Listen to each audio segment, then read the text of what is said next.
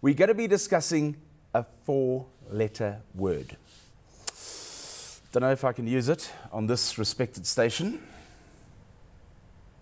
What the hell? Jay Leno follows this show at 9, and he says whatever he wants to. So we can talk about the swear word. Four-letter word. Debt. Paul Barnard, founder of North Star Solutions, joins us in the studio. Evening, Paul. Nice Hi, to have Jeremy. you with us. Yes. How deep in it are we? Pretty deep. Pretty deep, Jeremy. If you look at the latest stats that the National Credit Regulator has brought out, there's 18.5 million people in South Africa who use credit, which is not a bad thing. Because as we know, there's good debt and there's not so good debt. But 18.5 million people using credit, 8.5 of those have got bad credit records. 8.5 million people who are 3 or more months in arrear. So it's almost 50%. Almost 50%. 50% of the people who are utilizing credit have got a bad credit record. Are bad at handling it. Yeah. In fact, if you're 1 or 2 months in arrears, you're regarded as having a good credit record. So it's only 3 months or more is bad. And that means 50%. If you and I have got credit, that one of the two of us are not handling our credit record very well. Okay, that'd be me. How do we compare then, before we come back to looking at how we get to this problem, how do we compare internationally? Now, internationally, I think we're on a par with other nations. And there's a statistic that's brought out by the Reserve Bank, which is widely misunderstood. It's called the debt-income ratio. And it's often bandied about that South Africa's, it's risen from 42% to 78%, our debt-to-income ratio. Okay. Well, Denmark's got a debt-to-income ratio of 240%. Now, that debt-to-income ratio is not saying how much on a monthly basis of your income are you paying, of your salary are you paying towards debt. What it says is, of your annual income, how much debt do you owe? Now, in Denmark, a lot of people own houses, far more than in South Africa. Okay. So their total debt that they owe is a very large percentage of their annual income. That's not a bad thing. But the difference is they're paying it. They're paying it, yeah. Now in South Africa, the key ratio here is our savings ratio, which is in negative territory. On average, we're spending more than we earn. Okay. I want to come back to savings as well. You see, that's why I always thought people from Cape Town were slow. But this guy's already raised 2 issues that I wanted to get to in this show. You're actually overtaking me on this show now. Let's come back to how we got ourselves into this problem. What was it? Are we irresponsible? Is it education? Is it? You know what it is, Jeremy? It's like we were talking earlier. It's what your grandparents told us. You know, if you want to buy something, save up and pay for it for cash. The whole issue of wants and needs. There's a lovely book, Oliver James has written a book, a few books, but one of his bestsellers is called Affluenza. And he's saying it's a virus. Right. It's keeping up with the Joneses or the Kumalos or the Naidus, whoever you're trying to keep up with. It's a virus, it's a sickness. This inherent need to buy more than you can afford. And this ostentatious display of wealth and buying goods and services that you cannot afford to repay. Where does that come from? Is that now because people have suddenly been, everyone's thrown this at them? Or does it come from as high up as government, where you see government ministers buying expensive motor cars, so you think it's all right to do the same thing? I mean, I don't know. I think it's just possibly a lack of awareness of your own personal spending patterns. And it's a very simple equation. Sit down every month and just work out what are you spending on, how much are you spending on debt, how much are you spending on financial expenses, how much are you spending on living expenses, and work it out. If you're spending more than 40% of your after-tax income on debt, it's too much. Is that the number? Yeah. That's the magic number, that's 40%? 40% of your after-tax income on debt. So and servicing debt? Because that's also becoming a huge problem now. Yeah, there's a lovely another statistic, debt servicing costs. And they're saying, well, at 9%, prime interest rate is 9%, lowest it's been for over 30 years. Okay. So the actual cost of servicing debt is low. The interest costs are relatively low. However, you've got to pay back the debt as well. And that is expensive. It's a function of where people do not understand the cost of credit. Although the National Credit Act is fantastic in that credit grantors have got to explain, but it's the old ostrich, the head in the sand, you know. I want that new flat screen TV.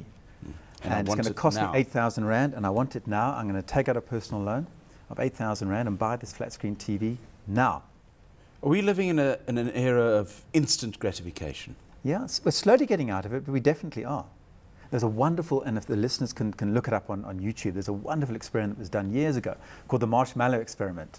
Okay. And what's the guy sitting eating marshmallows? Yeah, guys and Must girls. be fascinating to watch. It was 5- and 6-year-old kids, actually.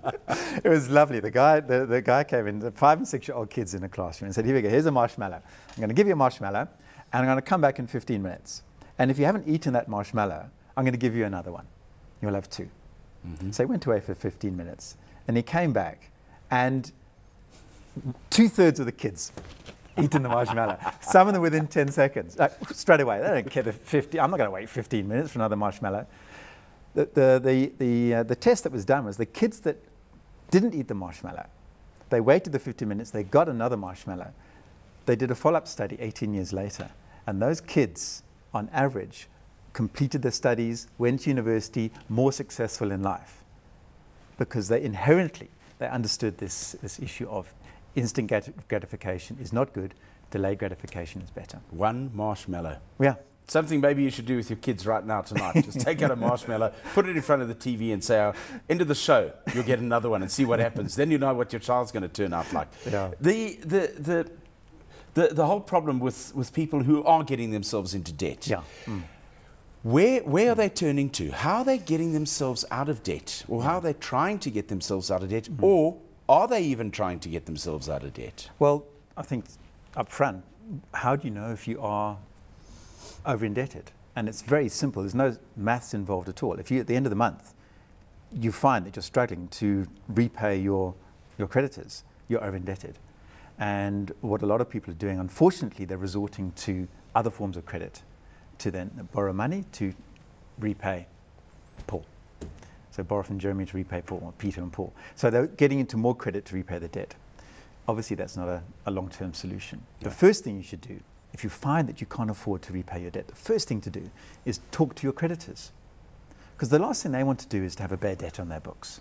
They'd far rather you say, right, I can't afford it, and they'll say, right, well, let's make a plan. Can you at least afford to pay us the interest over the next few months until you're back on your feet? Or shall we maybe extend the term of your credit card from 12 months to 24 months? And a home loan, same thing, a car loan. All right, let's reschedule this car loan. Let's take it from 4 years to 6 years. It's going to cost you more. Are they, are the banks and that prepared to do that? Very much so. Yeah, they're in a negotiating frame of mind. Okay. The important thing is for you to manage your credit record. You know, if you go to the creditors and your credit record is clean up until now, and you go back to the bank and say, listen, I've had a bit of a rough time. Maybe my partner's lost their job, so I'm going to struggle over the next while I'm trying to find another job. Explain it to them. They'd far rather that they keep you on their books and they generate interest from you and fees than they have to write you off and incur legal costs in trying to recover the debt. But as you say, the longer you carry that debt, the more you're paying for it. Fantastic example. I was running a workshop in Cape Town a couple of weeks ago, and talking about the cost of bonds and how it works. And one of the delegates on the course just went white in his face, and he said, I've just made a huge mistake. I've just signed a bond 4 months ago over 30 years. And because the installment was affordable, I didn't realize just how much more it's going to cost me. We worked it out. It was a 550,000 Rand bond. Over 30 years. If he took it over 20 years, he would have saved himself 400,000 Rand in interest. That's scary. And it was a scary number. All he had to do is pay 500 Rand a month more, which he could afford. But the thing is, it comes back to that old thing of compound interest. Yeah. And it works, as it works on the upside, it works on the downside as well. Exactly right. I mean, you've had guys on the show talking about investing and reinvesting their yields and so on. Yeah. So, you know, that's the way to make your wealth grow, using compound interest to your advantage. It's also a way to make your debt grow. Exactly. Well, that's how the banks make their wealth grow. There's two elements to it. There's one is time. So, you know, try and if you need to get into debt, if you don't want to if you need to get into debt for an emergency or for a home, make sure you take the debt over the shortest period of time. So time is important. And then the frequency of compounding as well. In other words, how frequently are they compounding the interest, daily or monthly? And obviously, how open are people who are granting money to the average South African about these sort of issues? Do they sit down and say, we're compounding your debt daily? Unfortunately not. Unfortunately not. It's even if they did, most of us, I mean, I wouldn't understand what the difference would be between compounded daily and compounded monthly. What is it? What they do, well, it's what they'll look at is how much do you owe us? Right. And then every day they'll say, how much do you owe us? We're going to calculate interest on that balance. The next day, all right, how much do you owe us? Let's calculate interest on the balance. Monthly, if they do it monthly, they only do that calculation once a month. So in my little brain, it would say it's better to have it monthly. Yeah. Okay. And if you're investing money, it's better to have an investment that's daily. Yeah. But so they're not actually disclosing this sort of information. They are. They're legally obliged in terms of the National Credit Act to disclose, which is fantastic. We've got, I think, the best credit legislation in the world. Really? In terms of protecting the consumer, and disclosure. No, there's when you get into credit, there's a thing called a document called a pre-agreement quote, which is valid for 5 days. You don't have to sign any. You take it away for 5 days. It's like a cooling off period. In there is absolutely everything explained. How many people are reading those pre-agreement contracts, though? Well, they want the flat screen TV, so sign here. It's only 250 Rand a month. Oh, well, I've got 8 grand TV for 250 Rand a month. That's all I need to know. But you work out the 250 Rand over 6 years, it works out to a lot of money. So it's, once again, it comes back to the reason why we found ourselves globally in this huge crisis. It's greed. It is greed. It's people just wanting. It's all there. It's all written down for you. Ask somebody who's not paying their balance in full on their credit card. Ask them, do they know what the interest rate is on their credit card, number one? I doubt it. Number two, they're paying the minimum installment. Ask them, what is the percentage of the outstanding balance that you are paying as a minimum installment? Most people think it's 10%. It's actually 5%. So if you're not paying your credit balance in full each month and you're using credit to fund your lifestyle, the minimum balance that the bank asks you is 5%. And they obviously, it used to be 10% years ago. When you and I first started working, it was 10%. That was years ago. That was a long time ago. A very long time ago. Yeah. Now, I want to get onto this whole issue of good debt and find out how that works.